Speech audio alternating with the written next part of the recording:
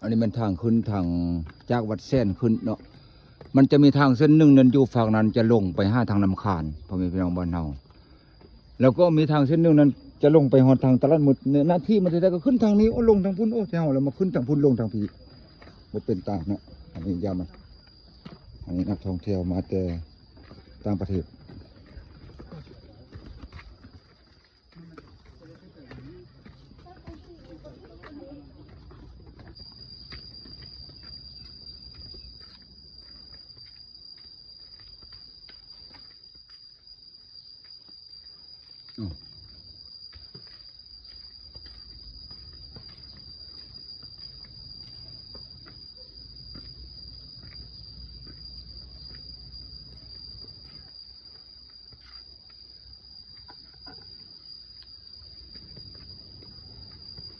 เอาพ่อมาแล้วเมนห้ากันเด้อเขามาไล่คนบ่FCเบิ่งไล่คนอยู่บ่เข้ามาพ่อแม่พี่น้องบ้านเฮาเต้นกันเข้ามาพออยากเห็นตัวมาสัมผัสมาเบิ่งนำกันตัวจริง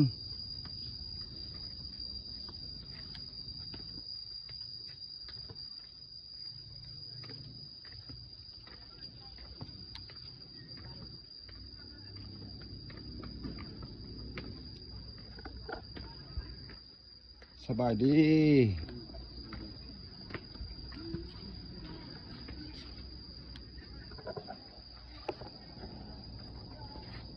เพื่อเข้ามาแล้วกดไลค์กดแชร์กดติดตามไปติดตามเบิ่งอยู่ช่อง YouTube พ่อแม่พี่น้องบ้านเฮาอยากเห็นคลิปดีๆงามๆบรรยากาศสดๆพ่อแม่พี่น้องบ้านเฮาอยู่ที่ภูซี่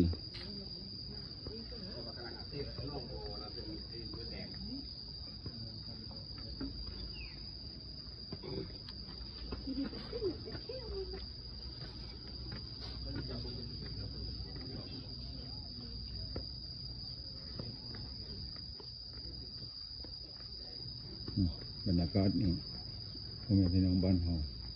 กรุณาปลดหมวกและเกือบพร้อมอยู่ใส่ก็เนาะอันเห็นอันนะตอนนั้นเห็นอันหอยตีนอันนั้นนะใส่ผมแม่นเลยป่ะไปเห็นได้อีกพันเลยป่ะโหนั่นน่ะแม่นเหรอแม่นเลยป่ะ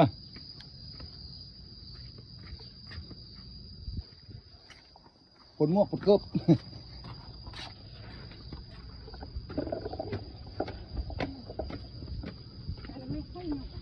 ใช่โมแม่นเด้อโมแม่นกดเกือบเอาเกือบไปวะบรรยากาศสดๆพ่อแม่พี่น้องบ้านเฮา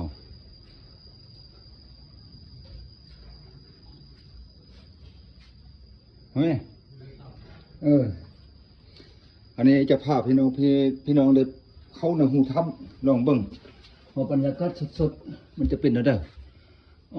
สบายตัวโอ้ยเขาปะอยู่นี่นะอันนี่มีหุบพระหุบส้มผมเป็นพี่น้องบ้านเฮาเบิ่งถูกก็เลยมันอยู่หันบนยกพระอันน่ะ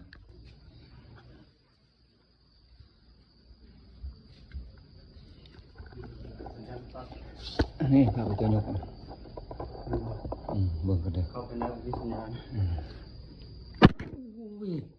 เอาปลาข้ากองในเนาะก็ได้มันจะเป็นยังไงนี่ก็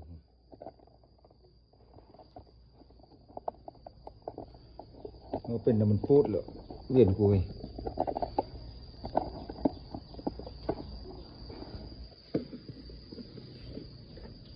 ก่อนกองตัวนี้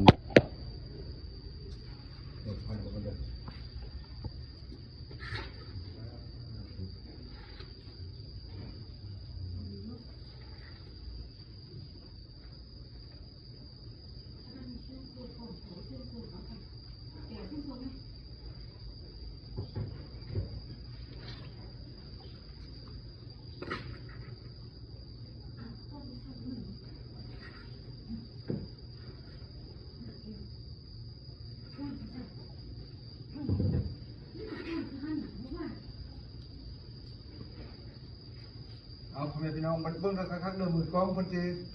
เสียงยกพระนี่เราเบิ่งอธิษฐานจากใดแนวดับแนวดีแนวได้ที่หายแนวได้อธิษฐานยกเลย มือกองพระเจ้ายกลองเบิ้งว่ามันจะมีศักดิ์สิทธิ์เซนเตอร์ขึ้นเซนเตอร์ยกไก่หัวหรือบ่นี่คือว่าเพิ่นก็ผู้หนึ่งต้องไม่บูชามีเด้อต้องไม่ทุกเทียนต้องไม่ทุกเทียนบูชาโยกพระมันเอามือกองพระเจ้าเนาะที่ว่าเพิ่งครับเอซีมือกองพระเจ้ายกพระมันลงเบิ้งโอ้คุณเรือหัวข้างในก็ได้บูชาเอาบูหนุกไหมบูชาทั้งหมดยกไหม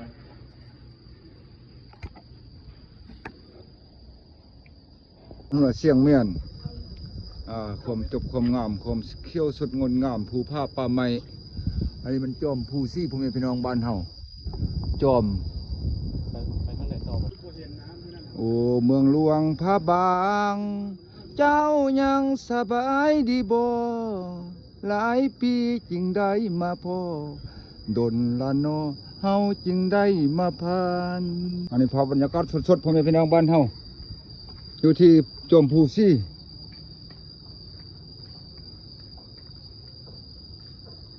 นี่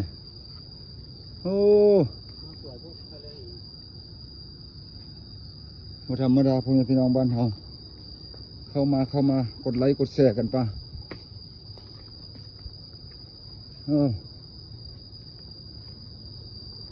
พ่อแม่พี่น้องบ้านเฮานี่มันธรรมชาติภูผ้าป่าไม้มันแม่นแต่มักหินอุลุอึ้งเรื่องหมดอยู่แถวนี้น่ะอายา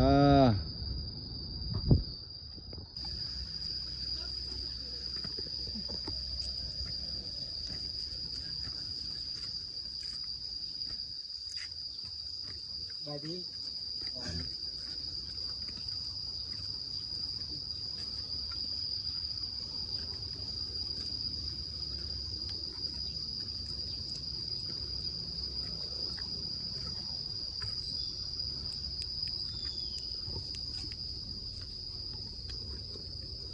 เอาเรียกขึ้นมาผมมีพี่น้องบ้านเฮาขึ้นมา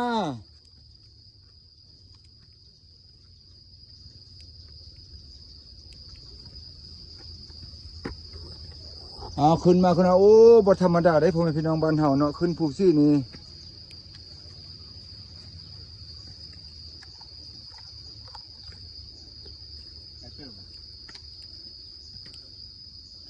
ฮะอะไรโอ้ไก่เติบแท้ไม่ของ iPhone นี่คือว่าบลูทูธกันสินะบลูทูธมันเป็นอะไร